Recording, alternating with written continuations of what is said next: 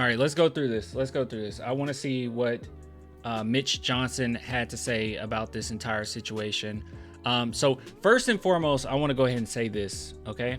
Shout out to BetUS for sponsoring this video. So do have to get that out of the way. But our boy Mitch Johnson, he's in a really tough spot, right? Being thrown in as coach. And the more I thought about it and the more comments I've seen from you guys as well, and some things that I've heard, okay, some people contact me, some things I heard, I don't think Popovich is going to come back. I think this might be a wrap, you know, and that's super unfortunate. And I feel like Mitch Johnson is in a really tough spot because this isn't his program, and you know he's trying his best to be a fine coach. He's been fine, by the way. He's a good coach. But as far as you know what the future holds, I don't even really care about it. I just really hope that Pop is okay. Like that's all I care about. I just hope Pop is okay. Like permanently not coming back. It seems that might be the case, that he permanently might not come back. You know, obviously we'll have to wait and see, but it's a pretty tough situation, right? Like even, and I thought about this as well, like even the Spurs releasing that statement saying, oh, he's going through a rehabilitation process. I just don't know if any doctor would suggest going back into that position after, you know, having a stroke, like any type of stroke, especially at his age. That makes it kind of tough. I'm going to go based on what I've heard and based on, you know, just my overall thoughts about it. I could be wrong. I could be completely wrong on this, but I don't think Pop will be back. I'm just going to throw that out there. I hope so. I hope that everything's fine, and I hope that you know, the doctors say, hey, you know, you can take on that stress. And I mean, it seems like they caught it pretty early, so that's good. You know, they said that it happened at the Frost Bank Center, so people were around him, people caught it. It wasn't like he was at home alone or anything, so hopefully they got it pretty quick. But I don't know, man. Even as like taking my fandom out of it, you guys know I've never talked trash about Pop, so this is not coming from a place of, oh, I want Pop gone, like some people will say. All right, I never talk trash about Pop. I always thought that he was a great coach. Criticized sometimes, obviously, everyone can be criticized, but I've always loved Pop. On a fan level, I think that I've been saying like, oh, I really hope he comes back and stuff. But on a human level, dude, that just makes me nervous, man. I just don't know. I just don't know how I feel about him coming back. Mild stroke doesn't mean the end medically. What do you mean? No, I just meant being a coach. Oh gosh, did you guys misunderstand what I was saying? Oh man, no, I didn't mean it like that. Yeah, it's like part of me I just want him to be okay, you know? And if that means that my team struggles a little bit for a second, it doesn't really matter. You know, I just hope he's okay. So I just wanted to throw that out the way. So what we're about to do, we'll listen to what Mitch Johnson had to say about this game. Obviously we'll talk about our sponsor, BetUS, and then I'll start looking at some of the comments and see what you guys thought about the game overall. And I guess we can just combine it. You just make a big video. You just make a huge video.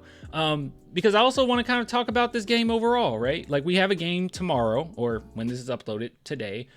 So I might as well just talk about it right now, right? We won't really have another shot to do that.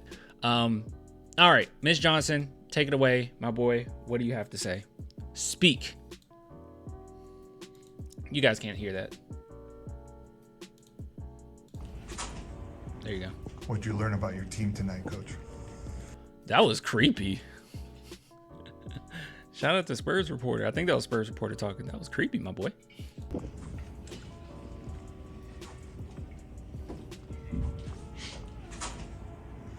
What'd you learn about your team tonight, Coach? I imagine he was looking like that. Not sure He's so nervous. I learned anything. I was happy with how we responded in the second half. Thought we had a good defense the second half that gave us a chance to win. Just got to try to put four quarters together on that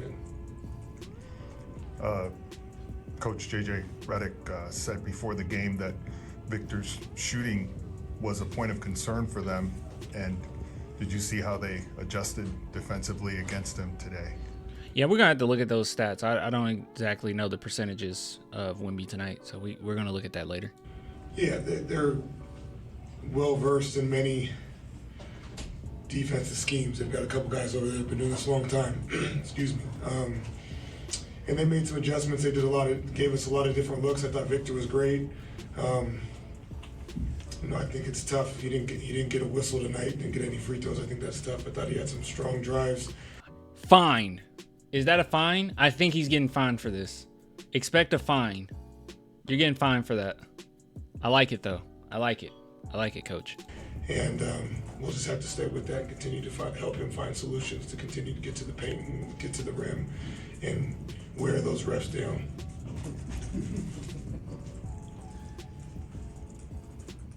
Talked a lot about Steph Castle, his progression, his growth. Is this another big step for him to perform the way he did on that stage against those All-Stars tonight? I would assume so. I've never experienced it, but I've seen it. When you see young players and they play some of those guys in the league, and we know who those guys are, sometimes you can be a little starstruck, which is fair, and sometimes you like to compete with them. And there's probably a little bit of both, but I thought he was a stud. I don't think anybody on our team was starstruck. I think they just want to go at him, right?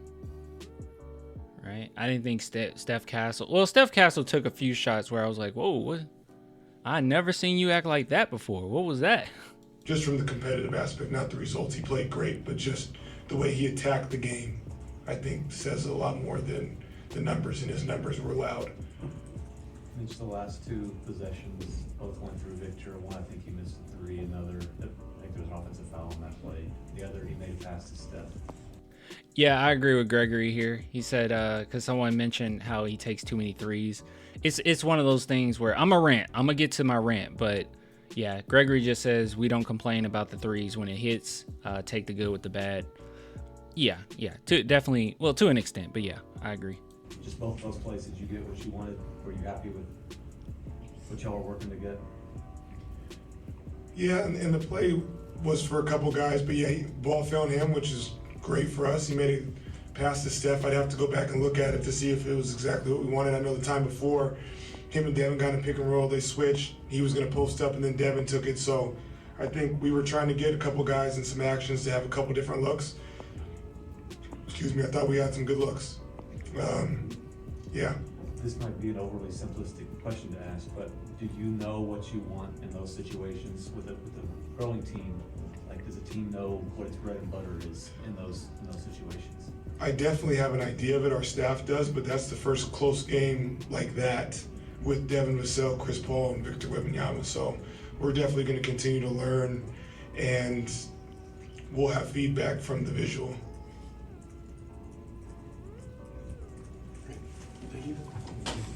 All right, so there's that. How do you guys feel about it? You guys happy with that game? Are we happy with it?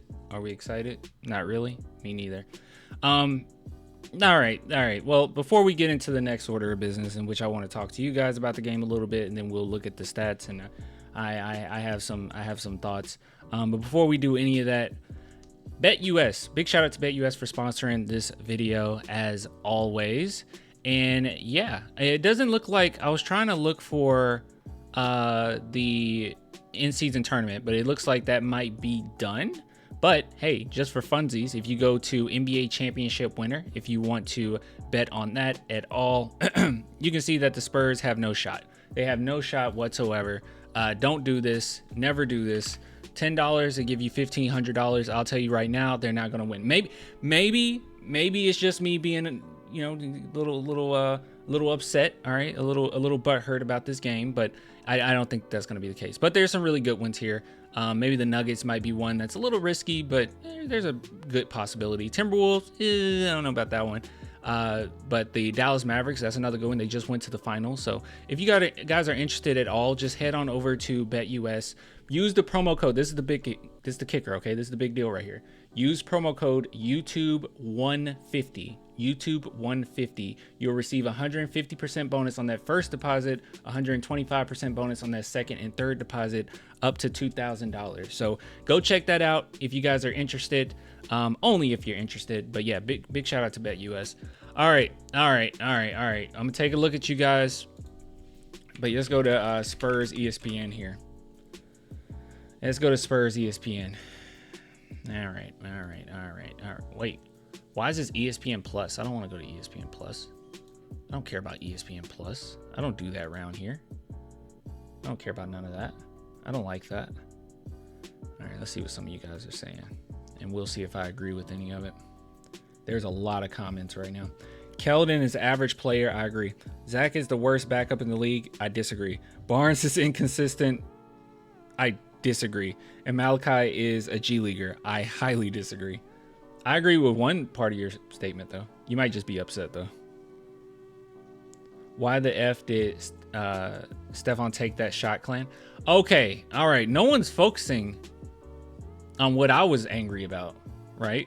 No one's focused on what I was angry about.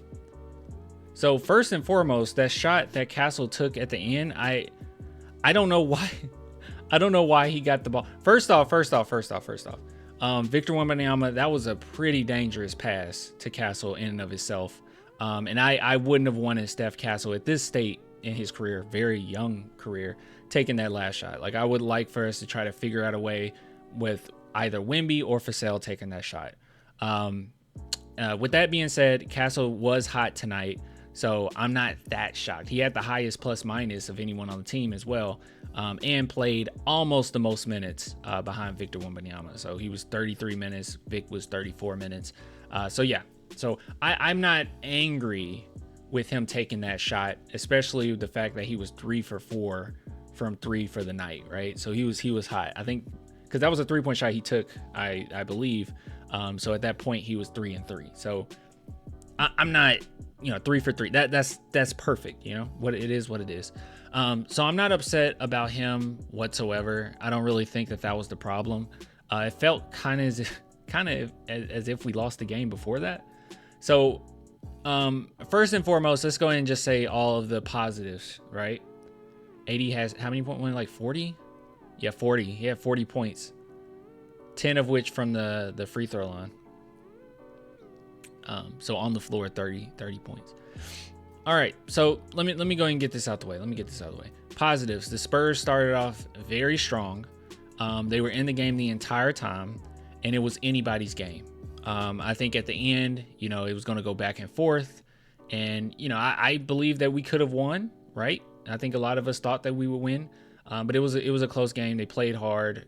And, yeah, for the most part during the game, even though it was tough at times, they stuck together, did a good job. We saw a lot of great communication from Chris Paul as well, bringing in the guys, making sure that they're on point. He was getting on to them. And we definitely need that now that we don't have Pop. He continues to put up a crazy amount of assists. What's the stat for Chris Paul? Is he 6th in the league right now? Let's see. NBA players, assists, leaders, 24-25. Let's see if we can find that. Let's see. Oh crap. This is teams. All positions. Let's do point guards. Well, let's not just do point guards. I'm pretty sure he's pretty high on that list as far as assists. Let's see. Oh, 5. There we are. He's 5. He is 5 in the NBA on assists right now. Hey, get off my screen. We were looking at something. Where'd it go? There it is. Yeah, 5. So he's number 5 amongst the league in assists. So that's going to continue. He's going to be in that top 5 range all season long, just because of how good I think Wemby is, and players on our team hitting their shots or whatnot. So overall, I think it was a lot of positives, and obviously Steph Castle. Steph Castle was great. Defense was on point. He looks like a veteran. No complaints from me there. I thought he was awesome. I thought he was great. And I'm not going to sit here and harp on like any mistake that he made, because for the entire game, he had no fouls and 1 turnover, and he had some pretty tough defensive assignments, and he did a phenomenal job, I thought. So no complaints there. Victor Wembanyama, we'll get to that in a minute. Obviously he had a good game. He's Vic, but there was at the end. All right. Anything else? Once again, guys, Okay, all right, we can go into rant territory. I think it's time to go into rant territory because the negatives are starting to come. Hold on.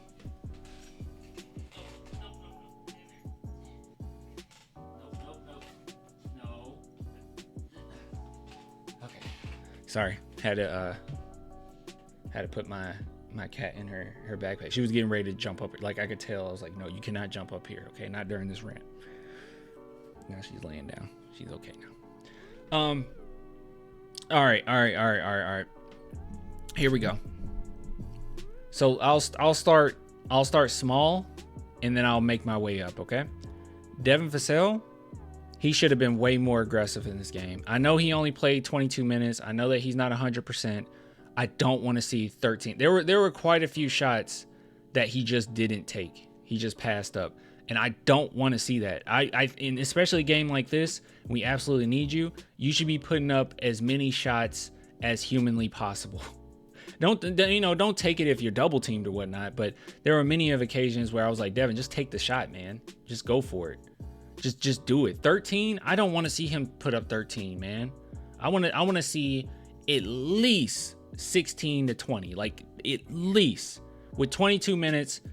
Okay, 20 might be asking for too much, but for 22 minutes, at least give us 16, 17. He should have took way more shots. He should have been way more aggressive. And this has been the same thing, over the last year or so that we've complained about. We never complain about, is he a bad player? Is he this? Is he that? It's always, hey, you should attack more. Stop being such a team player. And I know that seems like terrible advice and not a good analysis, but dude, I'm just, in this game in particular, we really needed him. Okay, we really needed him. Should have been demanding the ball, making sure he just takes over. He is by far our best scorer. I know people will say Wemby, but as far as like a player that I think that we can actually lean on, that's going to be consistent and going to be polished, I think Devin Vassell is by far the best scorer that we have. So very, very disappointed that he only put up 13, and I felt it as well. Like it was one of those, that it was kind of a vibe test at times where I was just like, dude, he is just not being as aggressive as I would like. You have the mismatch, take it. Why are you passing this up? Like it was one play in particular where he had a wide open shot, and wide open for him, that is, and he passed it up to Zach Collins, and Zach Collins' momentum just got away from him and it ended up being a turnover. I was just like, what are we doing? What are we doing, man? Just take the shot. Anyways, so that's one gripe I had about this game. Okay, now building up a little bit. This is when I get a little bit more frustrated. Victor Wembanyama at the end of that game, like 13 threes, we need to expect that at this point, right? He's not going to stop. He's not going to slow down. He's going to keep taking threes. When they go in, we get happy. When they don't, we sit here and criticize it. So I'm not going to sit here and criticize the amount of threes that he took, but I will criticize that three that he took at the end. I don't understand what was the point of that. That just felt like high risk, low reward, because even if he hit it, we would have been up by 2 in this game. In this type of game, it was going to go back and forth. It felt as if it was going to be one of those games where whoever had the ball last was going to win. I don't understand why he took that shot. I thought that was a terrible shot. Even if it went in, I would have been on this stream like, why? It was weird. I at no point in taking that. We could have tried to get an easier shot around the rim. Don't understand why he settled for that. And it was rushed as well. So yeah, I did not like that. That was kind of terrible. Him as a whole, he had a fine game, right? He had a fine game. And like Mitch Johnson brought up, he didn't get a lot of foul calls at all. He didn't get any foul calls. I'm sorry. He got no foul calls. I could have sworn he went to the free throw line once. He got no foul calls. I'm sorry. No foul calls. Which is kind of insane. How you take 25 shots? Well, I guess 13 of them is behind the arc, but that's a little surprising. I don't know. It surprised me because it's not his habit to rush a shot that bad. No, not really. But I mean, Wemby has been known to rush shots. I feel like sometimes he gets a little uncomfortable and maybe rush a post move or whatnot. But yeah, that was bad. So that really had me upset. I was genuinely like baffled because it was a game that was close and we were battling it out, and it just felt like we were going to take at least the smarter shot. If we miss it, we miss it, but at least try to take a shot around the rim. I don't know why he took that. That was terrible. That was absolutely terrible, especially in a game that you're not shooting well. See, the last 3 games before this one, I think he was shooting over 50%, right? Like it was crazy. But in those games, it was a nice balance. And when they started going in, he continued.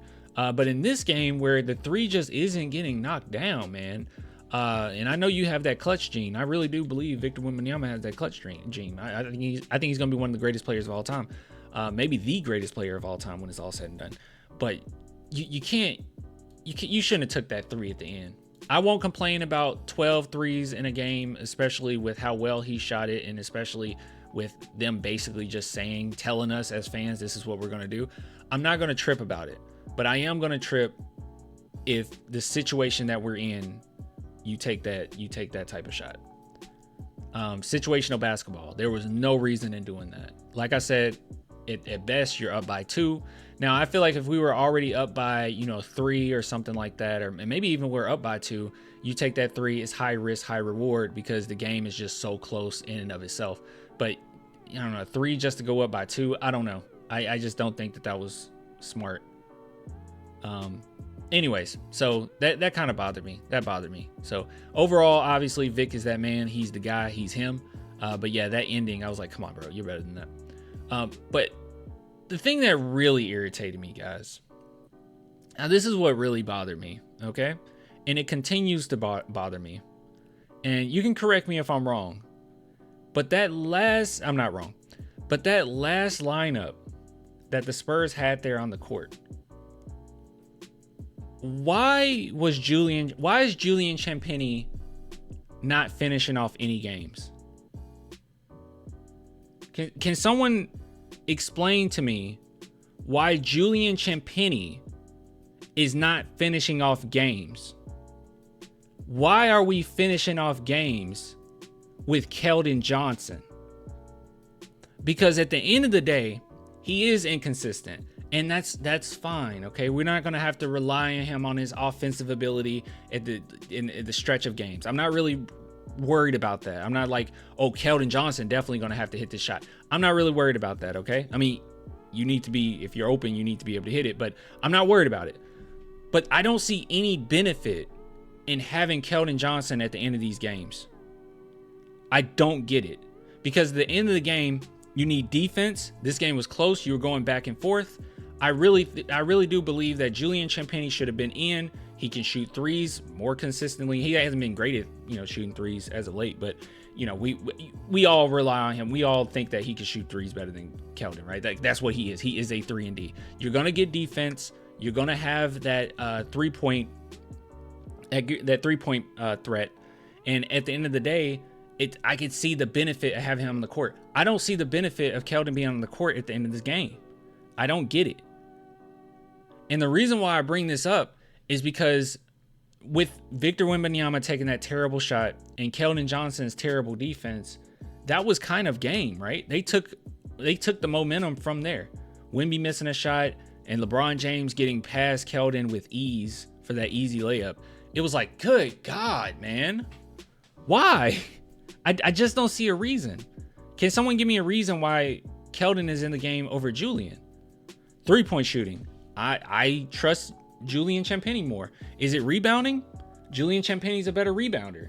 Defense? Julian Champagnie's a better defender. I don't get it. Passing? They're probably about the same. Why? Why end it with Keldon? Why? Is it just in the contract? Like, I don't understand that at all. This isn't even me being a Keldon hater. I've said this time and time again. I think that Keldon has his place, especially if you're desperately needing a shot. You bring him in, and he can be somewhat of a spark plug, right?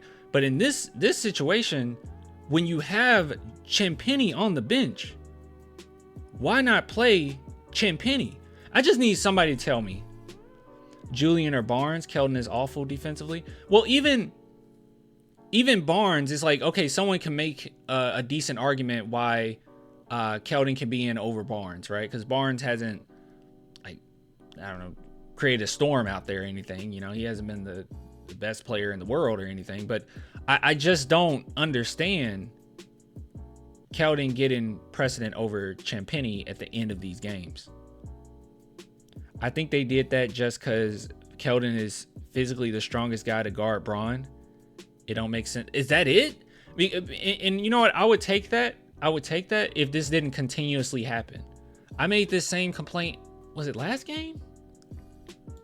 Hold on. I gotta go to my Twitter. When did I make this complaint?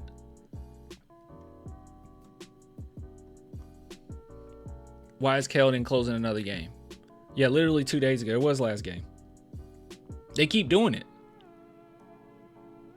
They keep doing it. I don't know. I mean, how it's going to end, all right, when it's going to be a minute, but when Sochan is back, it's going to end with Sochan coming in for Keldon. I get that. But for the time being, why not just go with the better defender in Julian Champagnie? Another thing, too, Julian Champagnie was kind of, at least a couple plays, kind of giving LeBron that work, right? LeBron couldn't keep up with him. He was kind of giving him that work a little bit. So, I don't know. That's what bothered me the most. So, it was Devin not shooting more shots, which, you know, that's more of a compliment on my part. It's not something where I'm like, he's trash, he's garbage. It's just, hey, man, I wish you would take more shots because you're so good. And you're our best scorer. And then it was, you know, obviously Wemby taking that terrible three. But, you know, someone in the chat mentioned earlier, you take the good with the bad.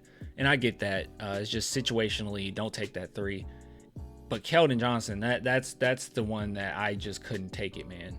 I was like, why are we doing this?